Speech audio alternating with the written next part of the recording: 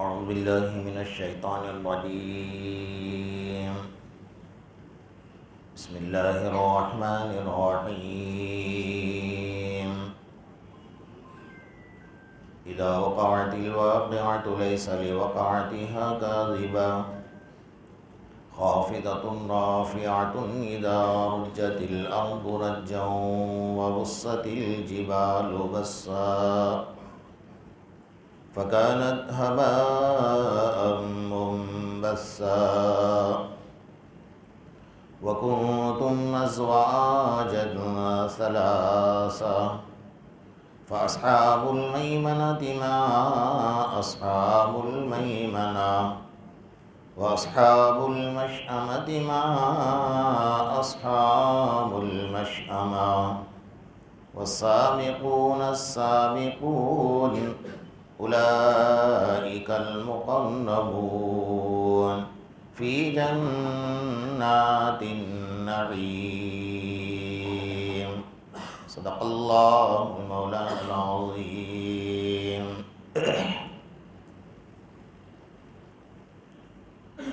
اس سے پہلے آپ حضرات کے سامنے سورہ واقعہ کی 8ویں نمبر کی آیت پر گفتگو چل رہی تھی، اصحاب المیمنہ،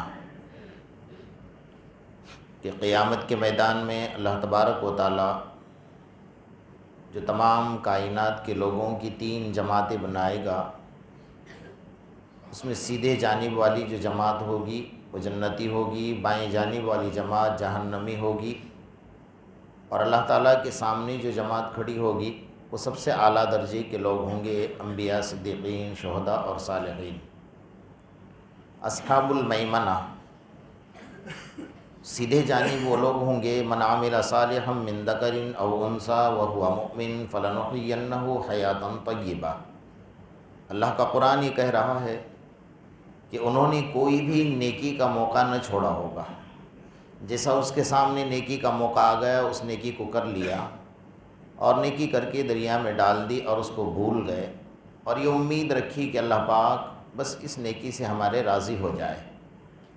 اس لیے وہ لوگ نیکی کیا کرتے تھے کہ بس اللہ پاک ہم سے راضی ہو جائے. وما خلقت الجن والانس الا لیعبدون. اللہ تعالیٰ نے جو انسانوں اور جناتوں کو اپنی اطاعت اور فرما برداری کے لیے پیدا کیا ہے، اس کا انہوں نے پورا حق ادا کیا. حضرت امام احمد بن حنبل رحمۃ اللہ علیہ کے بازو میں ایک پڑوسی رہا کرتا تھا، حداد یعنی لوہار تھا. پورا دن وہ لکڑیاں چنا کرتا تھا اور رات میں آ کر عبادت کیا کرتا تھا.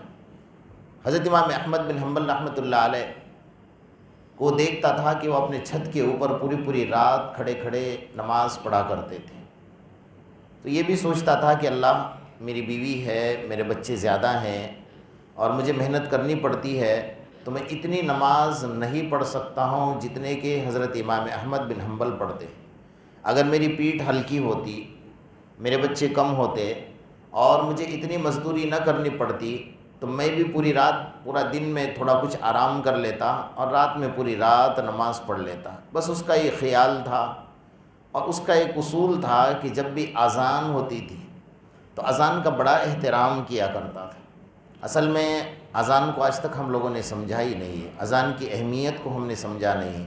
اذان کی اہمیت بہت زیادہ ہے، بلکہ آقا نامدار محمد الرسول اللہ صلی اللہ تعالی علیہ وسلم نے جو اس کی اہمیت بتایا، اس کا وقار بتایا، اس کی عظمت بتائی کہ اللہ اکبر، الصلاۃ خیر من النوم، حی علی الصلاۃ، حی علی الفلاح. گرچہ مؤذن ذریعہ ہے لیکن براہ راست اللہ تبارک و تعالیٰ تمہیں دعوت دے رہے ہیں، براہ راست اللہ دعوت دے رہے ہیں، اللہ کے نام سے دعوت دی جا رہی ہے. تو اذان کا بڑا ادب اور احترام کیا کر. جیسے اذان ہوتی تھی خاموش بیٹھتے تھے، سارے کام چھوڑ دیتے تھے، حتیٰ کہ لوہا گرم ہوتا تھا. انہیں پتہ تھا کہ مجھے لکڑیاں چننی پڑتی ہیں، اس کو گرم کرنا پڑتا ہے، اور اتنی مشقت کے بعد جا کر وہ لوہا گرم ہوتا ہے، لال ہوتا ہے.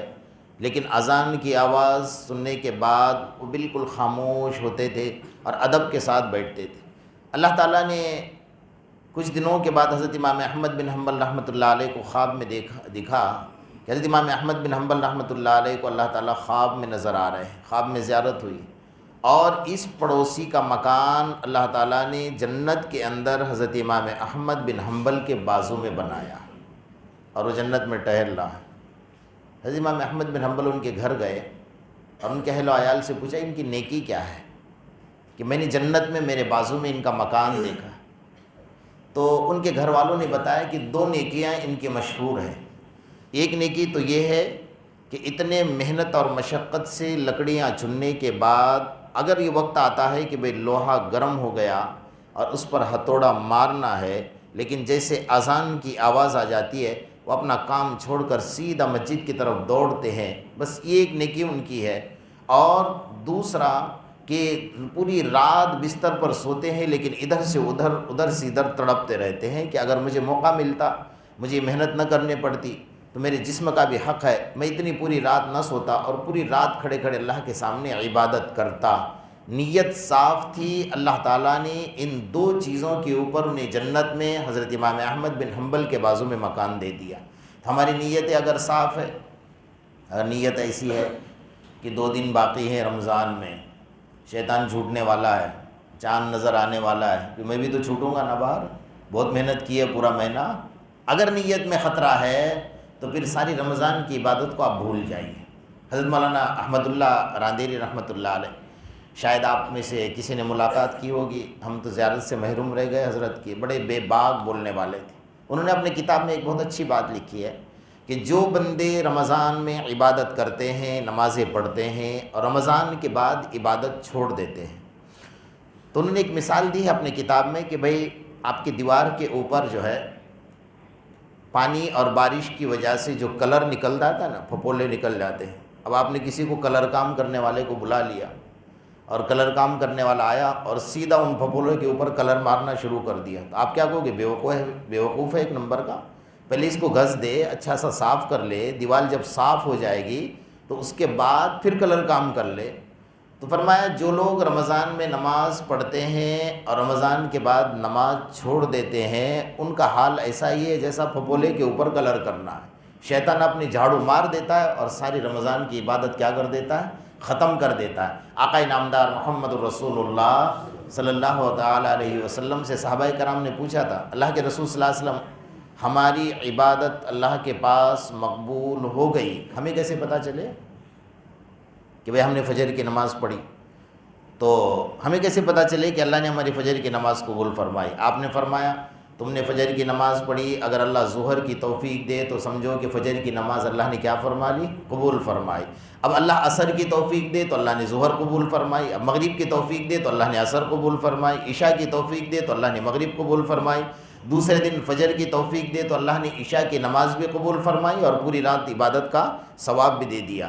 رمضان کی عبادت اگر قبول ہے، ہمیں کیسے پتہ چلے؟ اگر رمضان کے بعد بھی اللہ تجھے نماز کی توفیق دے تو سمجھو کہ اللہ نے تیرے رمضان کی عبادت کو قبول فرما لیا۔ اللہ پاک ہمیں رمضان کے بعد بھی مرتے دم تک سجدہ ریز ہونے کی توفیق عطا فرمائے۔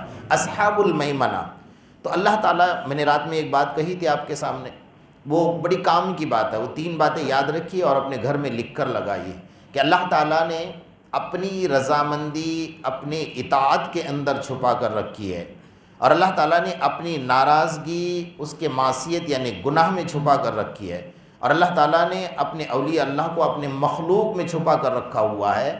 تو چھوٹی سی چھوٹی نیکی میں بھی اللہ کی رضامندی چھپی ہوئی ہے، یہ سمجھ لینا۔ حضرت زبیدہ کا نام آپ نے سنا ہے کہ ہارون رشید کی بیوی تھی، بڑی نیک خاتون تھی، اس کے محل میں 100 عورتیں ہر وقت قرآن پڑھا کر، جب وہ 100 عورتیں پڑھ کر فارغ ہو جاتی دوسری 100 عورتیں پڑھ، 24 گھنٹے اس کے محل میں قرآن کی تلاوت ہوتی تھی۔ اس نے ایک دن خواب دیکھا تھا، کبھی کبھی خواب اچھا بھی ہوتا ہے، اس کی تعبیر بری نکلتی ہے، کبھی خواب بہت برا ہوتا ہے، اس کی تعبیر اچھی نکلتی ہے۔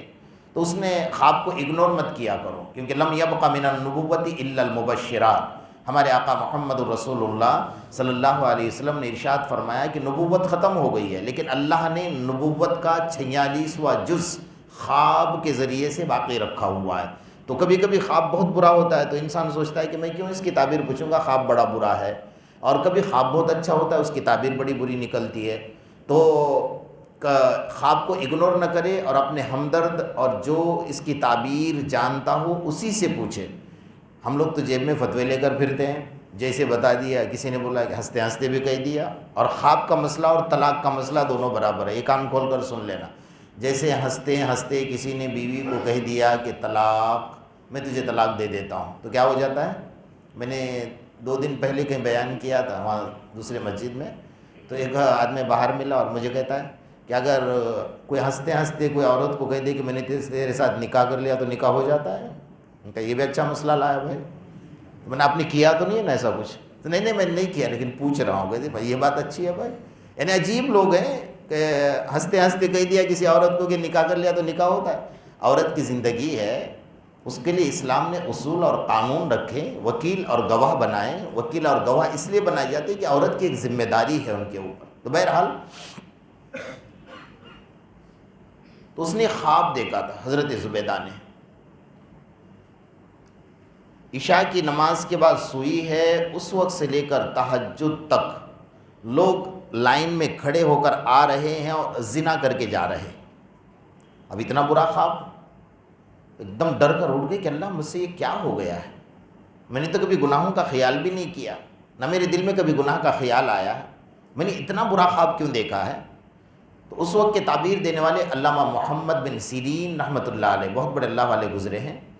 تو اس نے اپنے خادمہ کو بھیجا، کہا کہ میرا نام مت لینا، جا کر صرف اتنا کہہ دینا کہ کسی عورت نے یہ خواب دیکھا ہے کہ رات میں جب سے سوئی ہے اس وقت سے لے کر کے صبح تہجد تک مسلسل لوگ آ رہے ہیں اور اس کے ساتھ زنا کر کے جا رہے ہیں.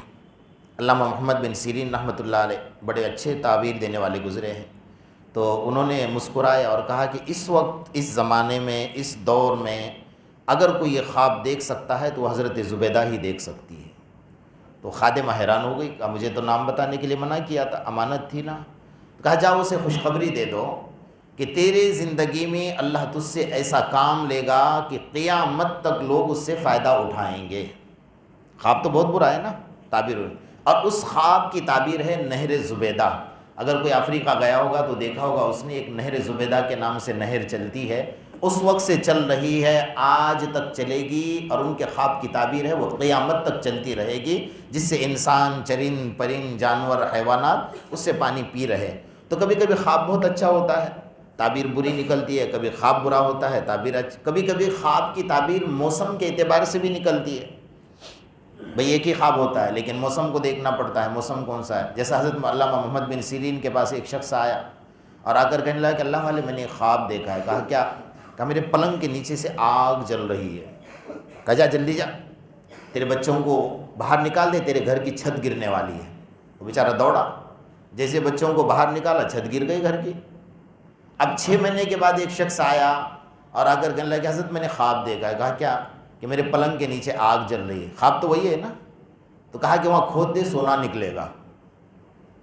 تو خادم جو تھے نا آپ کے، تو کہا حضرت وہ آدمی نے کیا آپ کا برا کیا تھا، اس کی چھت گروا دی آپ نے، اور اس نے آپ کا کیا اچھا کیا کہ آپ کو اس کو سونا دلوا دیا. کہا بیٹا بات ایسی نہیں ہے، کبھی کبھی خواب کی تعبیر موسم کے اعتبار سے بھی نکلتی ہے. اس نے جو خواب دیکھا تھا، جس کی چھت گر گئی ہے، اس نے گرمی کے موسم میں خواب دیکھا تھا. تو گرمی کے موسم میں آگ دیکھنا نقصان والی چیز ہوتی ہے، اور سردی کے موسم میں آگ دیکھنا نفع والی چیز ہوتی ہے.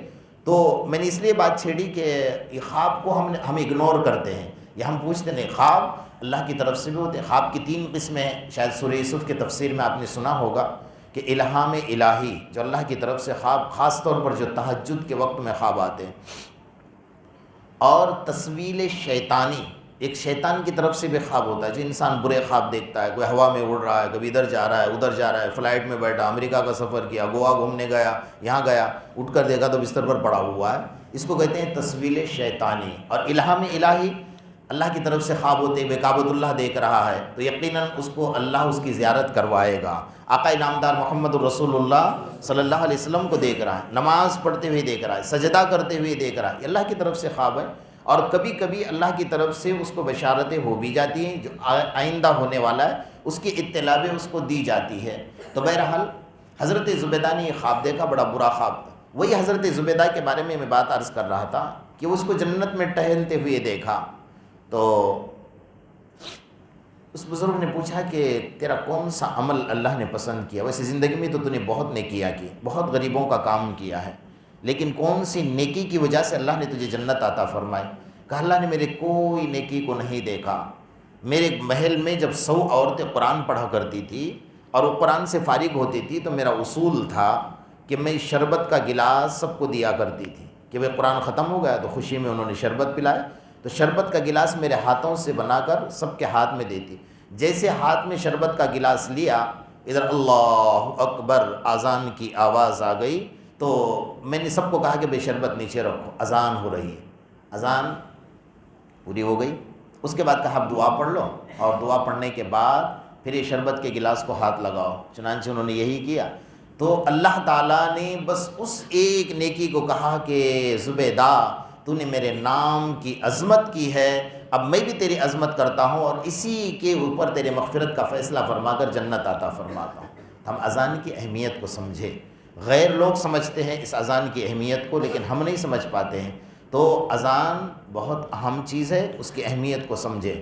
تو بہرحال اصحاب المیمنہ، اللہ کے سیدھے جانب کون لوگ کھڑے رہیں گے اس کا تذکرہ چل رہا ہے۔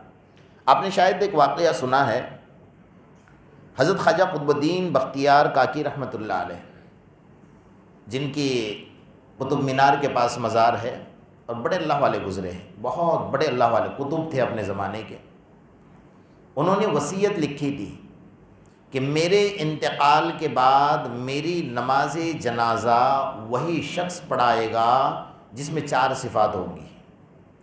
پہلی صفت وہ ہوگی کہ اس کی تہجد کبھی قضا نہ ہوئی ہو، پورے زندگی میں نوجوانی سے لے کر آج میرا جنازہ پڑا ہے وہاں تک اس کی تہجد ایک دن بھی قضا نہ ہوئی ہو۔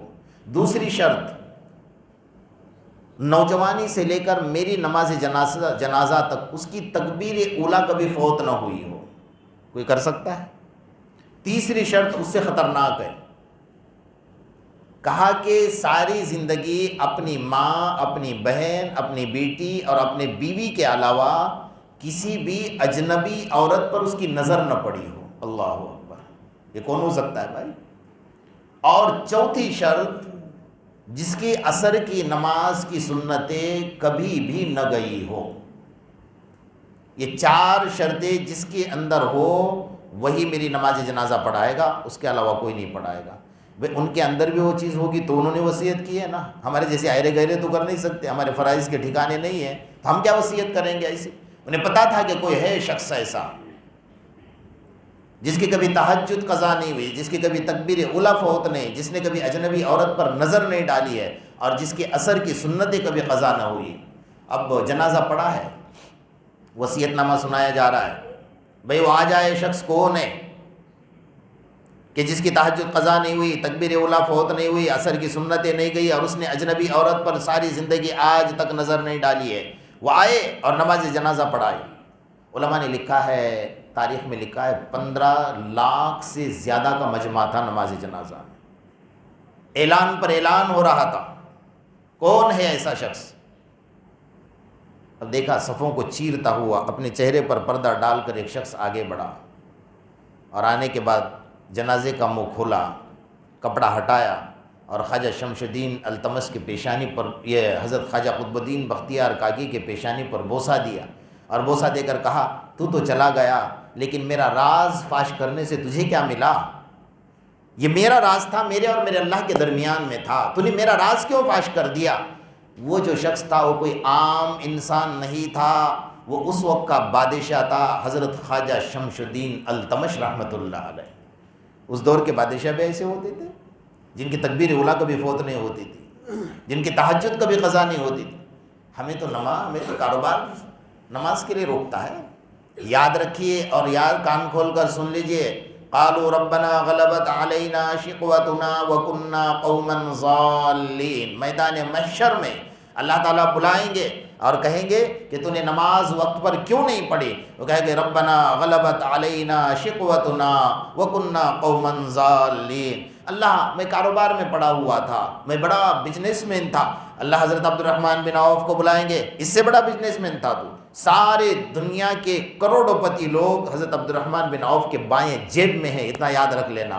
اور جب انسان کہے گا کہ اللہ میں مزدور تھا اور میں غریب انسان تھا، اللہ تعالیٰ بلال حبشی کو بلائیں گے، کہا اس سے زیادہ تو کمزور تھا، میرا بلال تو مار کھاتا تھا، اس کے بعد بھی کبھی نماز قضا نہیں کرتا تھا۔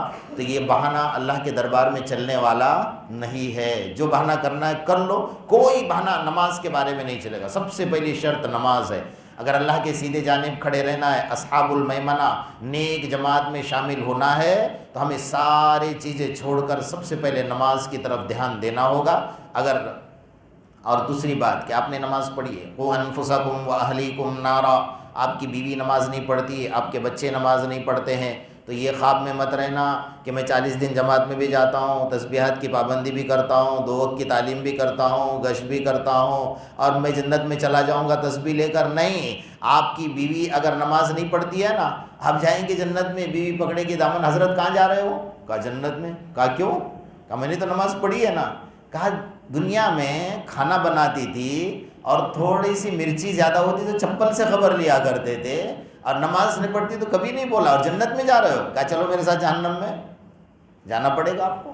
یہ خواب میں مت رہیے، اللہ کا قرآن کہہ رہا ہے قُوا أَنفُسَكُمْ وَأَهْلِيكُمْ نَارًا، اپنی بھی حفاظت کرو جہنم سے اور اپنے اہل و عیال کی بھی حفاظت کرو جہنم سے۔ آپ اکیلے نماز پڑھ رہے ہو تو کافی نہیں، آپ کا پورا گھرانہ نماز پڑھے، یہ آپ کی ذمہ داری ہے، آپ اس کے ذمہ دار ہو، آپ گھر کے بڑے ہو۔ جیسا کھلانے پلانے کی نگہبانی کرنے کی ذمہ داری ہے، ایسے نماز پڑھانے کی ذمہ داری بھی ہماری ہے۔ اگر ہمیں اللہ کے بازو میں کھڑے رہنا ہے تو ہمیں یہ کام کرنا ہوگا۔ اس وقت کے مزدور بھی ایسے تھے، ہم سوچ بھی نہیں سکتے تھے۔ ایک مزدور بازار میں کھڑا تھا، ایک بڑا آدمی وزیر آیا اور اس نے کہا کہ بھئی یہ مچھلی خریدی ہے، مچھلی بڑی وزندار ہے، میرے گھر پہنچانی ہے۔ تو مزدور نے کہا کہ میں لے جاؤں گا، لیکن شرط ایک ہے۔ کہا کیا؟ اگر راستے میں کہیں اذان ہو جائے گی تو میں مسجد کے بازو میں آپ کو کھڑے رہنا پڑے گا، جب تک نماز نہیں ہوگی اسی جگہ پر میں رکھوں گا، نماز کے بعد میں لے کر جاؤں گا۔ منظور ہے شرط؟ کہا ہاں منظور ہے۔ اس نے مچھلی اٹھائی اور لے کر جانے لگا۔ اچانک راستے میں اذان کی آواز آ گئی، اس نے مچھلی بازو میں رکھ دی۔ اب وہ بیچارہ کھڑا ہے کہ نماز پڑھ کر آئے گا۔ سارے نمازی نماز پڑھ کر نکل گئے، وہ باہر سے جھک جھک کر دیکھ رہا ہے کہ ابھی تک آیا نہیں، کون سی تہجد پڑھ رہا ہے بھائی اس وقت میں، کہ اعتکاف میں تو نہیں بیٹھ گیا مسجد میں، ادھر ادھر دیکھ رہا ہے۔ تو تھوڑی دیر بعد دیکھا تو یہ اشارہ کہ ادھر آ، کہا آنے نہیں دیتا، ادھر آ، کہا آنے نہیں دیتا۔ کہا کون آنے نہیں دیتا ہے؟ کہا جو تجھے اندر آنے نہیں دیتا نا، وہ مجھے باہر آنے نہیں دیتا ہے۔ سمجھ گئے؟ اس وقت کے مزدوروں کا خیال بھی، یعنی اللہ جو تجھے اندر آنے نہیں دیتا ہے وہ خدا مجھے باہر آنے نہیں دیتا۔ ان مزدوروں کے دل میں بھی اللہ کی ایسی محبت تھی۔ اللہ کرے کہ ہمارے دلوں میں بھی اللہ کی ایسی محبت آ جائے، اور رمضان کی برکت سے جو ہمیں نمازوں سے شغف، نمازوں کا شوق، قرآن کی عبادت کا شوق لگا ہوا تھا، اس شوق کو باقی رکھیے۔ اللہ نے رمضان دیا اس کے لیے کہ ہم آدمی کی زندگی میں ایک انقلاب پیدا ہو جائے۔ ہم نے حرام رمضان میں نہیں کھایا، ہم نے رمضان میں جھوٹ نہیں بولا، ہم نے رمضان میں نمازیں نہیں چھوڑی، ہم نے رمضان میں قرآن سے اپنے زندگی کو لگا کر مناسبت سے رکھا۔ اسی طریقے سے انسان زندگی میں کرے۔ اللہ پاک ہم سب کو عمل کی توفیق عطا فرمائے۔